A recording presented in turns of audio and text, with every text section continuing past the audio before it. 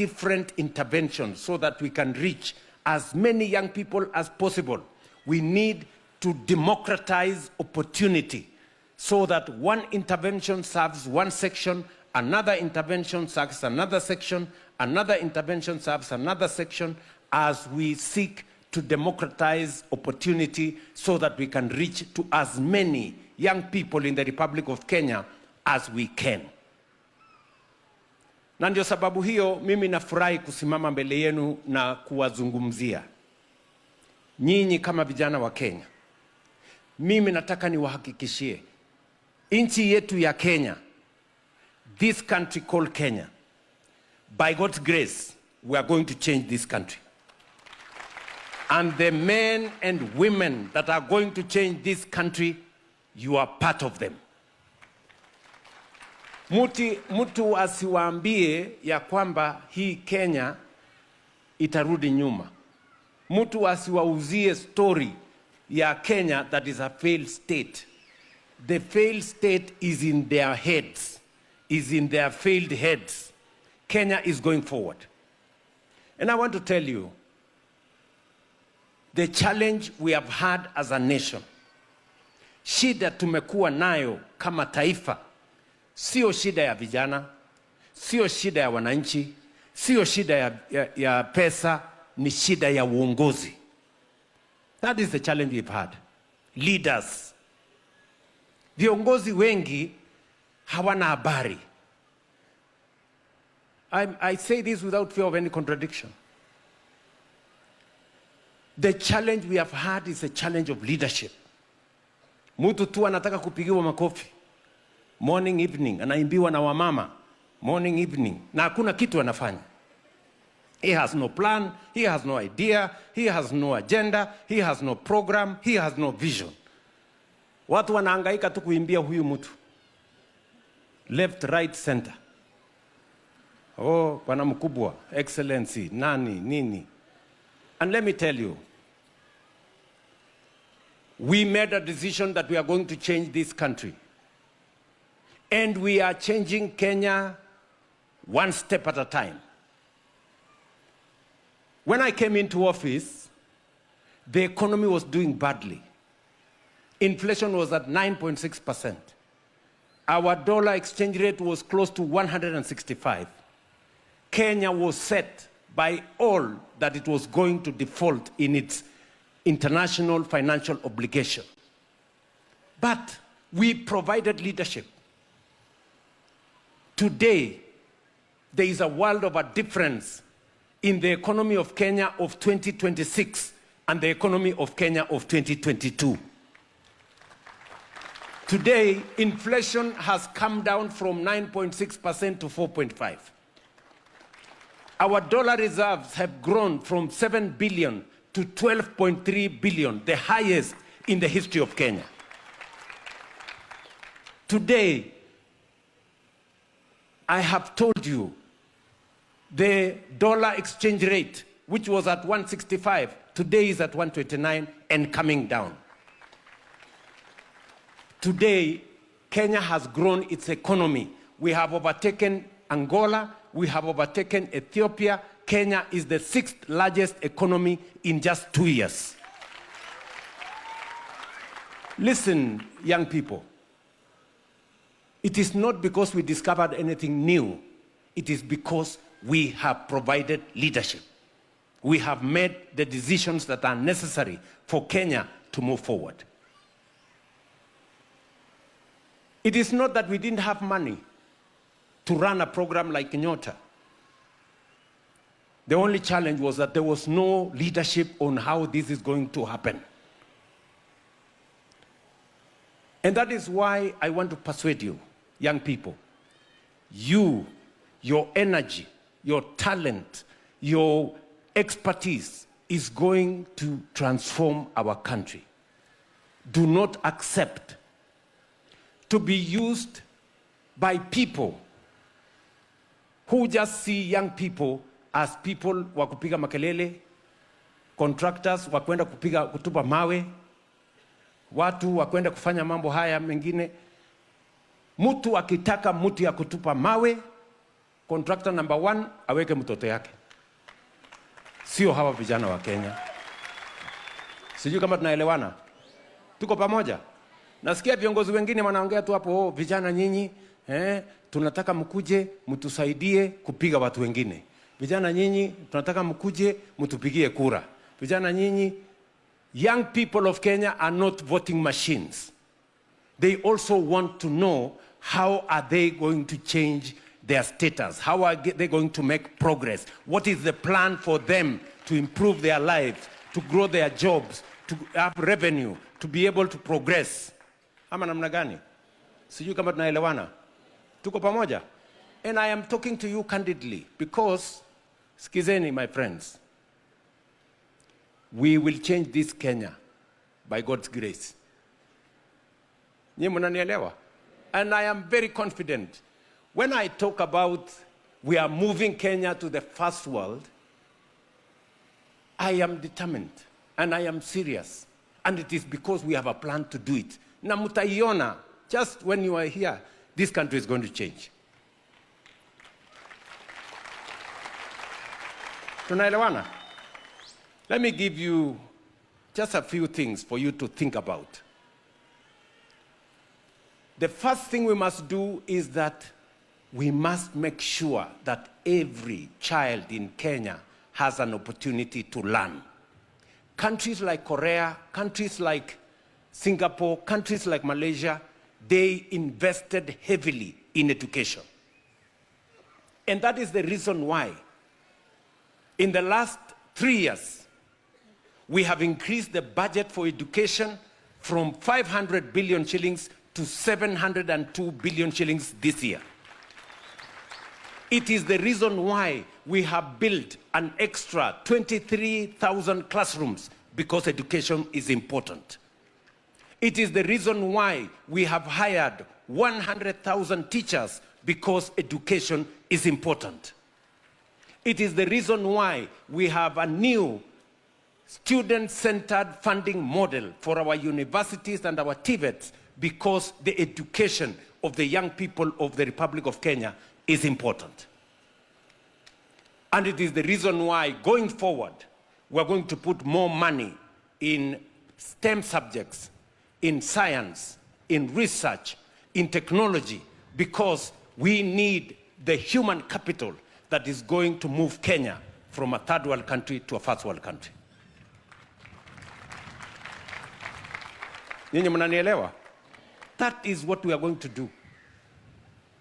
When I said we have hired 100,000 teachers, people think it is a joke. Go ask the fellows of KEPSA. Go ask the fellows of NAT. Go ask the fellows of KUPPET. We have hired 100,000 teachers. And we have invested heavily in education, because education equalizes the children of Kenya. The children of the rich, the children of the poor become equal when they have access to education. And I have asked people who have no ideas of what we are doing not to bring small politics and propaganda into our education system. We have made sure that this year, going forward, capitation is going to be in school before our children arrive in school, so that there is no gaps in the teaching of our children. Number 2 is, what do we do about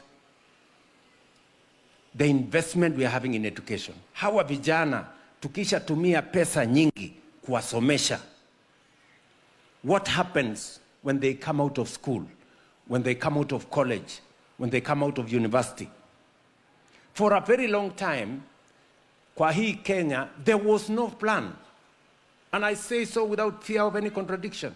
There was no deliberate, intentional, coherent plan on how we are going to democratize opportunity and to present opportunities for the young people of Kenya to sample, so that they can participate in jobs and participate in business. Today, I stand before you as young people from the 3 counties, as I stand before the millions of young people in the Republic of Kenya. And I want to tell you this. We have 4 different pathways for you, the young people of Kenya, to get an opportunity either to work or to do business. Number 1, when we designed the housing plan was about houses, yes. It was about dignity in where Kenyans live, yes. But it was more about jobs for the millions of young people. Hii mpango yetu yote hii, watu walikuwa wananiuliza, wewe, nani alikuambia sisi tunataka manyumba? Kila mtu wako na kwake, kila mtu atajenga nyumba yake.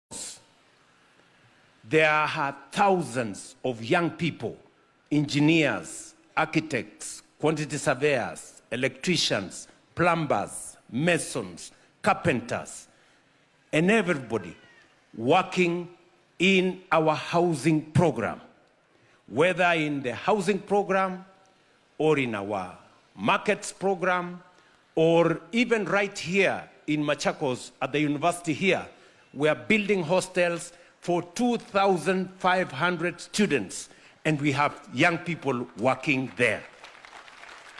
Nyinyi mnanielewa? Today, as I talk to you, 500,000 young people who were not working 2 years ago, today they are working. Engineers, masons, architects, plumbers, carpenters, many other people in that space. We have many people working in cement factories, in steel factories, in construction industry, supporting the housing program. The housing program was designed to give young people in Kenya an opportunity to work, and they are working. Nyinyi mnanielewa? Number 2, and we designed it because Waswahili wanasema ukiona vyaelea. Yes. So jobs don't happen. Jobs are created by design.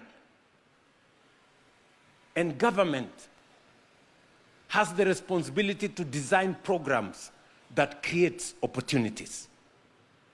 Number 2, we designed the program on export of labor. Why? Because Kenya has the best human capital anywhere in the world.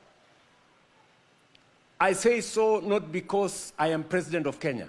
I say so because if you speak to any multinational corporation anywhere in the world, if they have a choice to hire a Kenyan or to hire somebody else, they will hire a Kenyan. Because a Kenyan speaks good English, a Kenyan needs less supervision, a Kenyan ni mtu ya kujituma. So any corporation anywhere in the world, Microsoft across, they will tell you they would rather hire a Kenyan. So what did we do as government? Now that we have a resource, our human capital, we must find pathways for young people in Kenya to get opportunities to work in different parts of the world. And that is why we cleaned up the National Employment Authority. There was corruption, there was patronage, there was confusion. We removed the confusion, we removed employment entities that were stealing money from citizens. We created a green channel for making sure that if you want to go and work outside Kenya, you get a passport in 3 to 5 days. We made sure that if you don't have money to go and buy a ticket for you to go and work somewhere outside Kenya, we facilitate you to buy a ticket. And today, between me and CS Mutua here, in the last 3 years, 530,000 young people from Kenya are working in different parts of the world. Let me repeat. Mnanisikia? Let me repeat. for the sake of the naysayers, and for the sake of the people who see nothing good in Kenya, I have some news for you. 536,000 young people from Kenya are working in different parts of the world today. Kenyans who have found a job in the last 3 years. From America to Germany, to France, to UAE, to Saudi, to Austria, and many countries in between. And we have been deliberate in making sure that we establish green channels for Kenyans to work abroad. As a result, today we are receiving an extra $1 billion from remittances from our diaspora Kenyans who are working. Because we must believe in ourselves. You know, many people don't believe in our country. So they believe that nothing good can come from Kenya. And yet they want to be leaders. I don't know why anybody would want to be a leader in a country which they don't believe in. Number 3, we have created opportunities. I said we are democratizing opportunity. And I'm saying this so that you as young people can begin to look at those opportunities.